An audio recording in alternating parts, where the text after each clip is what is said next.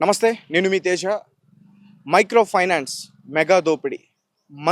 మంగ్లీతో ఉన్న బ్యాచ్ ఏదైతే ఇలా చేశారనే ఆరోపణలు వస్తా ఉన్నాయి ఇప్పుడు బయటికి.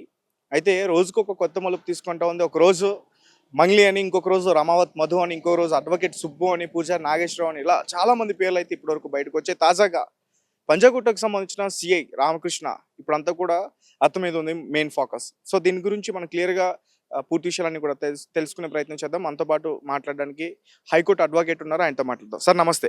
నమస్తే. సార్ మీ పేరు? చంద్రశేఖర్ అండి.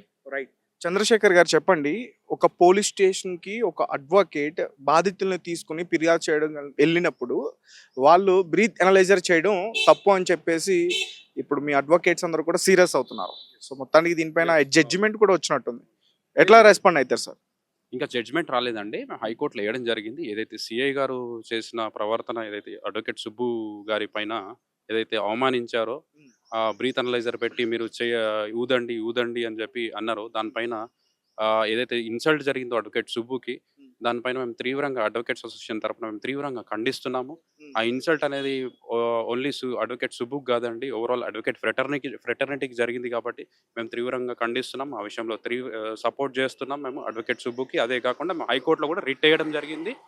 దానికి గాను పోలీసు అథారిటీ ఎవరైతే ఉన్నారో, సిఐ గారు కానీ, ఇంకా ఎస్ఐ గారు ఎవరైతే ఉన్నారో వాళ్ళపైన యాక్షన్ తీసుకోవాలని చెప్పి వేయడం జరిగింది. దానికి గాను హైకోర్టు క్లియర్గా క్లారిఫికేషన్ ఇవ్వమని అడిగింది. కౌంటర్కి టైం ఇచ్చారు. టైం ఇచ్చి దాంట్లో క్లియర్గా క్లారిఫికేషన్ టైం ఇచ్చారండి. ఇప్పుడు నెక్స్ట్ 29th 15 డేస్ టైం ఇచ్చారని. టైం ఇస్తూ ఏమన్నారంటే, క్లియర్గా బ్రీత్ అనలైజర్ ఏ అథారిటీ కింద మీరు పెట్టారు, మీరు స్పష్టత ఇవ్వాలి, క్లారిటీ ఇవ్వాలని చెప్పి హైకోర్టు కోరడం జరిగింది. అదే కాకుండా ఏదైతే ఇన్సిడెంట్ జరిగిందో పంజాగుట్ట పోలీస్ స్టేషన్లో, దానికి గాను మేము తీవ్రంగా ఖండిస్తున్నాము. అడ్వకేట్స్ అసోసియేషన్ అందరూ అంటే అంటే అతన్ని ఏం చేయాలని ఇప్పుడు? అక్కడ ఏదైతే ఇన్సిడెంట్ జరిగిందో, ఇప్పుడు అడ్వకేట్ సుబ్బారావు ఏం చేశాడండి? అతను ఇక్కడ ఏదైతే ఈ మంగ్లీ స్కామ్లో ఈ బాధ్యులు ఎవరైతే విక్టిమ్స్ ఉన్నారో వాళ్ళ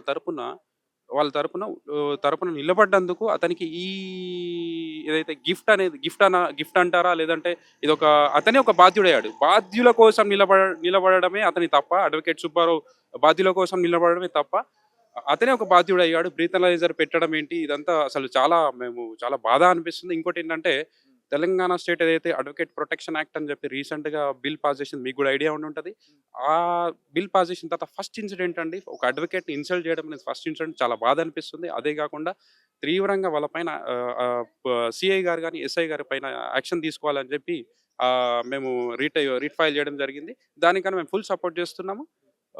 ఇంకా అదే కాకుండా అలాగే అంటే సుబ్బు గారికి కూడా ఎక్కువగా థ్రెటనింగ్ కాల్స్ వస్తున్నాయి, మిమ్మల్ని చంపేస్తా ఉంటే బెదిరింపులు కూడా వస్తూ ఉన్నాయి అంటున్నారు. అవునండి. అవును. తనకి ఏ థ్రెట్ కాల్స్ వస్తున్నాయి. అదే కాకుండా తనని ఫాలో అప్ చేయడం జరుగుతుంది. తనని ఫాలో చేస్తున్నారు. ఎక్కడ వీలైతే అక్కడ దాడి చేద్దామనే ప్లానింగ్‌లో ఉన్నారు. కాబట్టి మేము అక్కడ మన డీజీపీ గారిని కలవడం జరిగింది. లైఫ్ థ్రెట్ ఉందని చెప్పి ప్రొటెక్షన్ ఇవ్వాలని కోరడం జరిగింది. అదే కాకుండా మేము హైకోర్టులో కూడా కోరడం జరిగింది. దానికి గాను విచారణ చేసిన తర్వాత ఇస్తామని చూద్దామని చెప్పడం జరిగింది.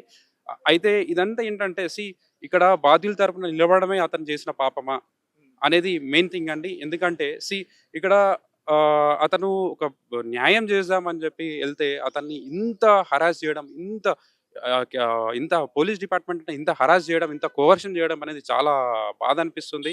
మేము న్యాయం చేయాలని చెప్పి సమాజంలో న్యాయవాదులం అందరము, ఎక్కడ అన్యాయం జరిగితే అక్కడ న్యాయం చేయాలని చెప్పి మేము పోరాడుతుంటాము.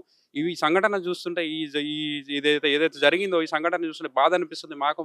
అసలు ఏంటి అక్కడ మాకు ప్రొటెక్షనే లేకుండా పోయింది అని బాధ అనిపిస్తుంది.